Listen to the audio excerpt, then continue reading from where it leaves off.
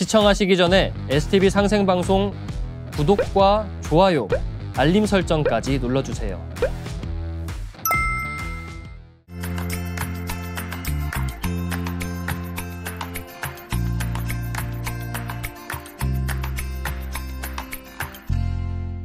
자, 그리스에는 그림이 남겨져 있는 게 거의 없습니다. 거의 안 남아 있어요. 조각도 한참 뒤에 나옵니다. 그러면 뭐가 처음에 많이 나왔을까? 이 도자기죠. 도자기. 하는 얘기는 뭐 900도까지 올려서 했다. 뭐 900도도 굉장히 높은 온도인데 그 단계로 얘기하면 처음에 원형 기하학 도자기가 나왔다. 원형 기하학 시대예요. 자, 그 다음에 기하학 도자기인데요. 그리스도에 화장을 주로 했고 때문에 그 인체의 모습을 이렇게 잘 드러내서 저렇게 표현을 합니다. 제가 이집트 이야기 하기 전부터도 미술이라든가 문화라든가 어떤 역사의 시작은 이제 신전을 만들고 신에게 제사를 지낸 문화에서부터 시작됐다 이렇게 말씀을 드렸습니다.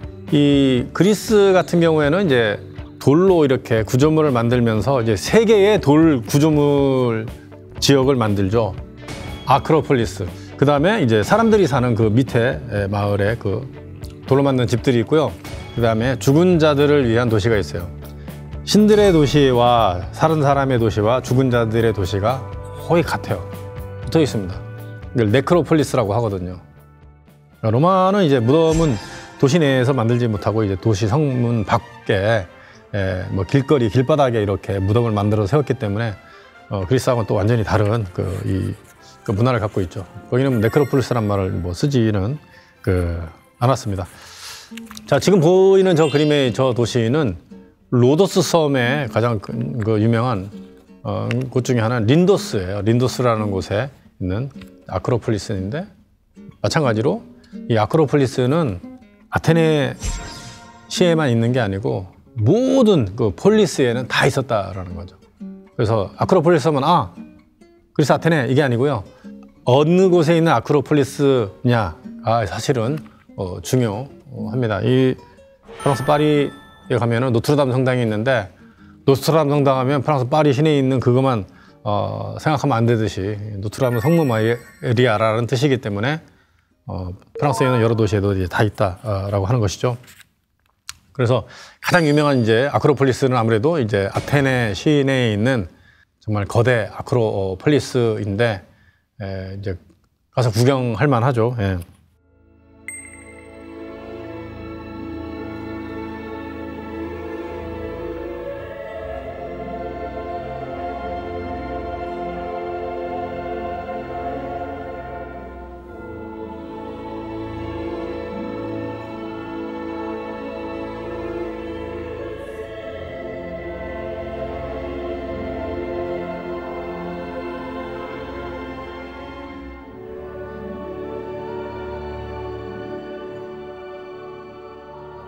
자, 이 일러스트레이션은 1914년도에 여행 갔던 사람이 이렇게 그려서 만든 일러스트레이션인데요. 1914년도면 이미 파괴돼서 없는 거죠. 자, 아크로폴리스라는 게 어떻게 만들어졌냐면 페르시아 전쟁 때 처음에 만들어진 게 파괴되고 나서 페르시아와 평화협정을 이제 맺잖아요. 아테네가 힘이 세니까 주변에 있는 폴리스 국가들한테 우리가 정말 고생해서 싸워서 페르시아를 물리쳤기 때문에 평화를 유지하려면 돈이 필요하다. 군사 비용이 필요하다. 그러니까 해군을 유지하기 위해서 돈을 내라 해서 세금을 걷어들인 겁니다. 이걸 델로스 동맹이라고 하는데 그 걷어들인 세금으로 만들어 놓은 것이 지금의 아크로폴리스에 있는 이제 파르테논 신전입니다. 이게 그 17세기까지는 이제 기독교 성당으로 쓰이다가 나중에 오스만이 여기를 차지하거든요. 그래서 여기를 오스만은 이제 이슬람이니까 이곳을 이제 화약 보관 창고로 사용했습니다. 그러다가 베네치아와 전쟁할 때 베네치아가 대포를 쏘았는데 대포가 알이 여기 떨어지면서 폭발을 해가지고 다 날아간 겁니다. 날아간 조각들을 그 그랜드 투어 시절에 영국의 엘긴 경이 여기 보시면 정면에 삼각형 박공에 있는 이 조각을 가져가서 지금 브리티시 뮤지엄에 전시를 하고 있는 것이죠. 엘긴이 돈 주고 사간 거죠, 이게. 자, 말씀드렸듯이 그랜드 투어 때 와서 이 엄청나게 돈 많은 부자들이니까 돈 주고 사가는 거예요. 사가서 거기 가서 전시를 한 겁니다. 지금 뭐 돌려달라 이렇게 하는데 사실 뭐 돌려줄 리가 없죠. 그래서 그걸 지었는데 이 델로스 동맹이라는 게 사실은 이제 불만 있는 사람들이 많았겠죠. 뭐 고린도스라든가 아니면 이제 스파르타하고 이제 싸움을 나중에 많이 하거든요. 이런 사람 불만을 가져요. 그래서 스파르타하고 뭐 코린토스하고 이제 아테네가 싸우는데 이게 그 유명한 펠로폰네소스 전쟁입니다. 그래서 이제 하여튼 전쟁을 하는데 그 펠로폰네소스 전쟁으로 인해서 사실 그리스의 힘이 다 약화되고 나중에 로마한테 이렇게 정복을 당하는 그런 과정까지 이렇게 거치게 되는데 왜 이 파르테논 신전을 두고 그렇게 침이 마르도록 칭찬을 할까? 그렇게 칭찬 안 해도 될 것 같은데 뭐 지금도 뭐 엄청 칭찬을 하잖아요. 일단은 직선이 없는 신전이다 이렇게 얘기합니다. 바닥도 이렇게 가운데가 한 18cm 높아요. 그리고 시각적으로 안정적인 것을 보이기 위해서 이렇게 황금 뭐 분할 뭐 이런 것도 사용했고요. 기둥이 이렇게 불룩 튀어나와 있죠. 엔타시스 공법이라고 해서 우리 뭐 배흘림 기둥 하듯이 이렇게 불룩 튀어나오게 해서 이제 멀리서 보면은 이제 좁아져서 이렇게 안쪽으로 들어가 있는 듯한 그 효과를 사라지게 하기 위해서 이렇게 불룩하게 만들었고 또 인간적인 공간이다라고 해서 아주 뭐 칭찬을 굉장히 많이들 하고 있는데 그건 왜냐하면 유럽에 있는 많은 국가들이 자신들은 이제 그리스인이다라고 하기 때문에 저거를 이렇게 칭찬하고 있지 않나 이렇게 생각을 하고 있는 것이죠. 자, 아크로폴리스 밑에는 극장이 있습니다. 특히 이제 2개의 극장인데 이게 이제 그 유명한 디오니소스 축제를 하는 디오니소스 극장입니다.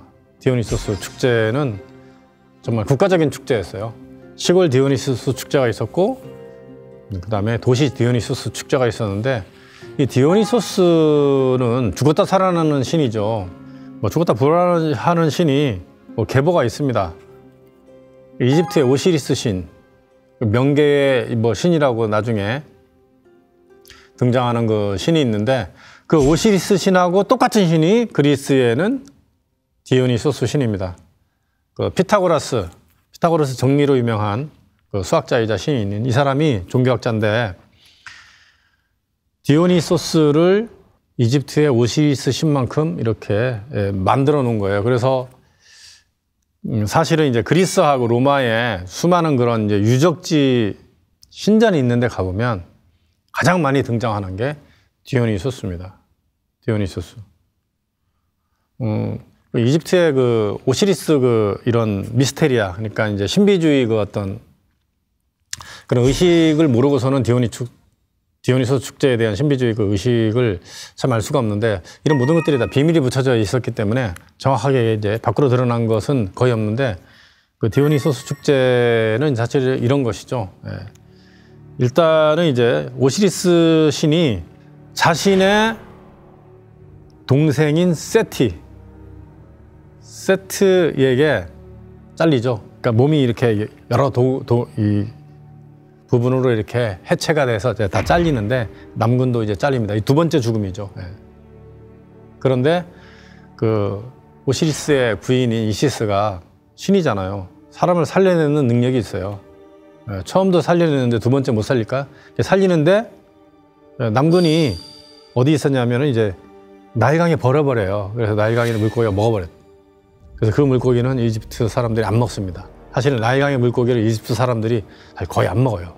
그 신화에 따르는 그 전통 때문에 그러면 오시리스 신의 남근을 먹는다는 생각을 해서 그렇습니다. 그래서 사실은 이제 오시리스 축제뿐만 아니고 디오니소스 축제의 주요 하이라이트는 이제 남근을 들고 이렇게 이렇게 쭉 행진하는 그런 모습인데 이게 디오니소스가 바쿠스거든요. 사실은 바쿠스가 술의 신이잖아요. 포도주 술의 신인데 이 술을 이 사람들이 왜 먹느냐? 저 극장에서 3일, 4일 동안 이렇게 연극을 하는데 시극, 뭐 비극, 뭐 이런 연극을 하는데 나중에 거기서 술을 먹었는데 뭐 피케온이라고 하는 어떤 환각 물질이 들어있는 이제 술을 마시죠. 미국에서는 LSD라고 그래서 이 지금 환각물질이 그 허용이 되어 있는 그런 주들이 되게 많죠. 왜냐하면 지금 우울증이라든가 아니면 정신적인 그 질환을 있는 사람들한테 그거를 먹고 치료하는 효과가 굉장히 많다 해서 이렇게 하는데, 그것이 들어가 있는 술을 먹고 그 환각 상태에서 이제 신을 만나는 그런 행위를 하는 거죠. 물론 이제 굉장히 난잡하다 이렇게 얘기하죠. 뭐 이렇게 뭐 성행위도 하고 뭐 이렇게 많이 한다고 하는데, 결국 맨 마지막 비밀은 저 극장 안에서 비밀스럽게 술을 나눠 마시고 그 연극 속에서 그 진짜 신을 만나서 나를 잃어버리는 거죠. 나를 죽이는 그 행위를 하는 것이 디오니소스 축제입니다. 예.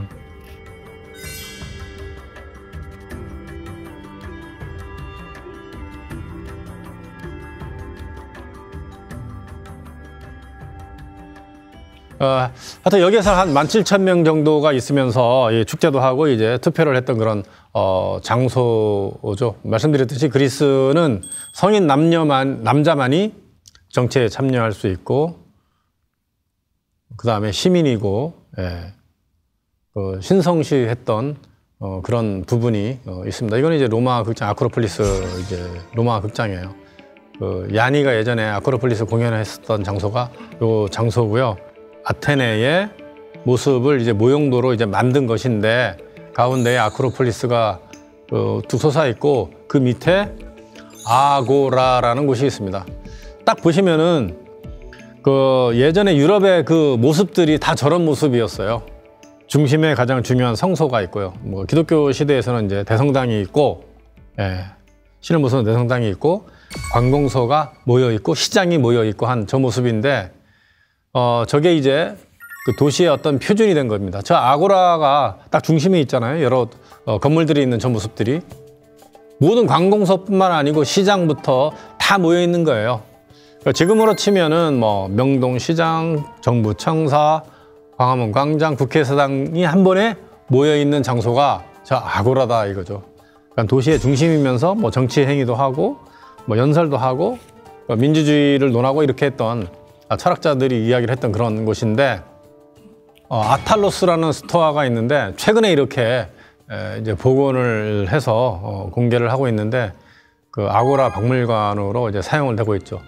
그 스토어라는 것은 기둥이 막 있는 그런 건물을 뜻하는데, 기둥이 굉장히 많죠. 예. 원 없이 기둥을 세워서 만든 공간인데, 여기가 이제 지금으로 치면 백화점이면서 사람들이 이렇게 연설도 하고 뭐 철학을 논하고 했던 그런 장소가 이제 스토어고요. 아고라에서 그 거인은 아닌데 멀쩡하게 기둥이 서 있으면서 이렇게 원형에 비슷하게 남아 있는 것은 그 대장장이 시인 헤파이스토, 불의 신이기도 하고, 이제 대장간에서 뭘 만들어야 되니까 이게 수공업이잖아요. 수공업이 신이기도 한 헤파이스토스의 그 신전이 이제 유일하게 남았죠. 자, 이제 그리스 조각에 대한 이야기를 할까 합니다. 그리스 조각, 특히 남자 조각은요, 거의 대부분 다 벗었습니다. 왜 벗었을까요? 그 신성하기 때문입니다. 벗을 수 있는 이 권리, 아무나 벗지 못했는데, 특히 조각에서 그 여성이 벗는 거는 이제 한참 뒤에 나오는데, 그 남성이 왜 벗을까? 처음 서두에 얘기했을 때 이 자연에서 이 신의 모습을 찾기 위해서 가장 완벽한 조각, 완벽한 그 미술을 하기 위해서 그리스 사람들이 노력을 되게 많이 하면서 이제 고전기에 정점에 이르게 되죠. 어쨌든 그 전부터 이집트는 안 그랬는데 그리스는 계속 이제 벗어서 이렇게 조각을 만들어 오죠. 주로 이제 벗어서 살아서 이제 그랬을 수도 있지만 계속 벗은 조각을 만들죠. 그것도 이제 남자, 신성하기 때문입니다. 그러니까 여자는 아테네 시민이나 어떤 뭐 투표권이 있지 않았고 했기 때문에, 아테네 시민으로 생각하지도 않았고 뭐 그랬기 때문에 그런 표현을 하지 않았습니다. 어쨌든 이제 조각이 발전해 온 거를 보면은 처음에 이제 메소포타미아라든가 아니면 이제 그리스, 이집트의 영향을 많이 받았다는 걸 알 수가 있는데, 지금 보이는 이제 그림에서 왼쪽에서부터 시작해서 오른쪽으로 쭉 이어져 나가는데 가운데에 있는 이 소년에서 이제 그리스다운 모습이 나오죠.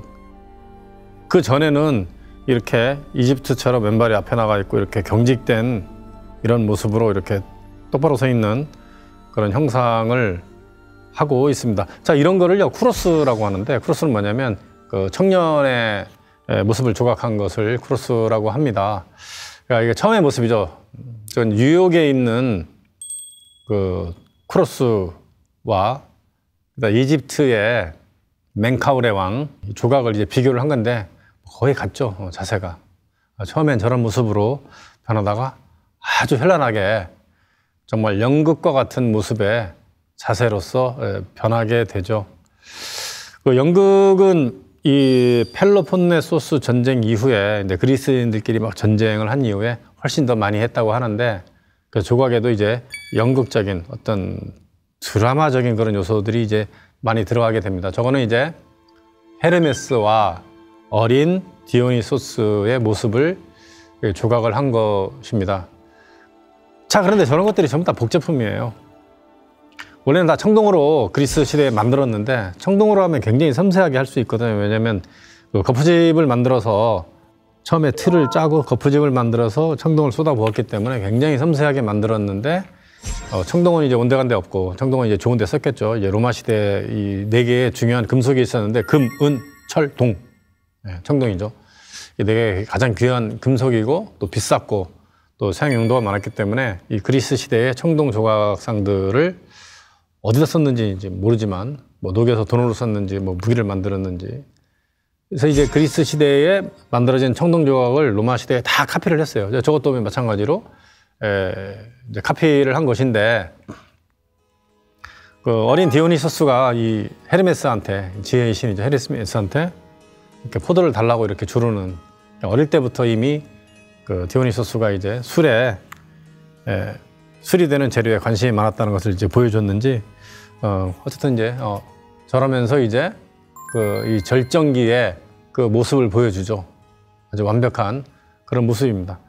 그럼 여성은 언제 나타나냐? 한참 뒤에 나타나요. 뭐 이렇게 조각의 모습이 아닌 어떤 부조의 모습으로 나타나다가 뒤에 가면 여성의 조각이 등장하기 시작을 하죠. 특히 이제 헬레니즘 시대에 가면서 완벽하게 이제 드러나게 되는데, 처음엔 저런 모습이었어요. 보면은 여성이 옷이 착 달라붙은 저 모습. 젖은 옷 기법이라고 합니다. 젖은 옷 양식.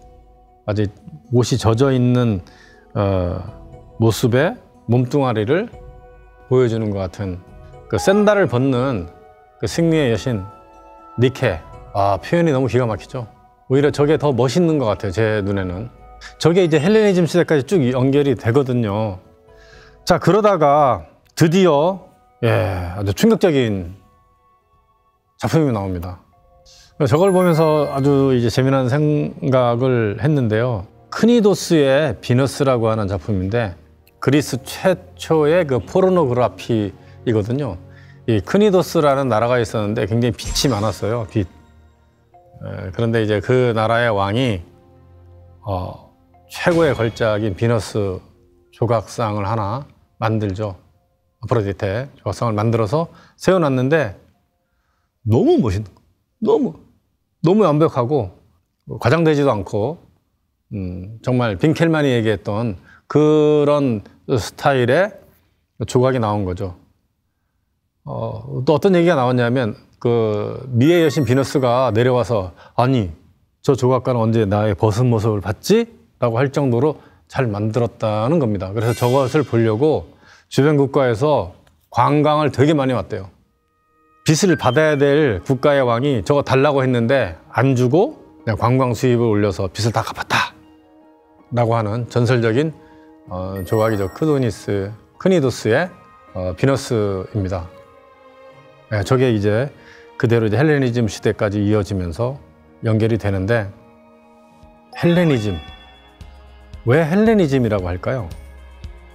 뭐 헤브라이즘, 헬레니즘 하면서 막 도대체 왜 이렇게 이상한 용어들이 나와가지고 머리 아프게 하지 했는데, 자, 우리는 당군의 자손이라고 합니다. 이제 그리스인들은 헬렌의 자손이라고 하죠. 프로메테우스라고 유명한 사람이 있죠. 올림푸스 산에 올라가가지고 대장장이 신이 있는 곳에 가가지고 불을 훔쳐서 인간에게 불을 전해준 정말 인류의 정말 대단한 어떤 스승이라고 생각되는 사람이죠. 그리스 세계에서. 네. 기둥에 묶어가지고 이제 독수리가 이제 심장을 파먹게 하는데 그것을 이제 그리스의 구원자인 헤라클레스가 이제 독수리를 죽이고 이렇게 구출을 해주죠. 그 프로메테우스의 손자가 헬렌입니다. 헬렌. 그럼 헬레니즘 시대는 언제냐면 알렉산더 대왕이 죽고 나서 그리스가 망할 때까지를 얘기를 합니다. 망할 때까지. 그러니까 로마의 이제 복속이 될 때까지 그 시기를 이제 헬레니즘이라고 하는데 뭐 이런 이야기죠. 그리스 이외의 지역에 그리스 문화가 이제 퍼져나간 것을 이제 헬레니즘이다 이렇게 이제 설명을 하는 것도 더 있습니다.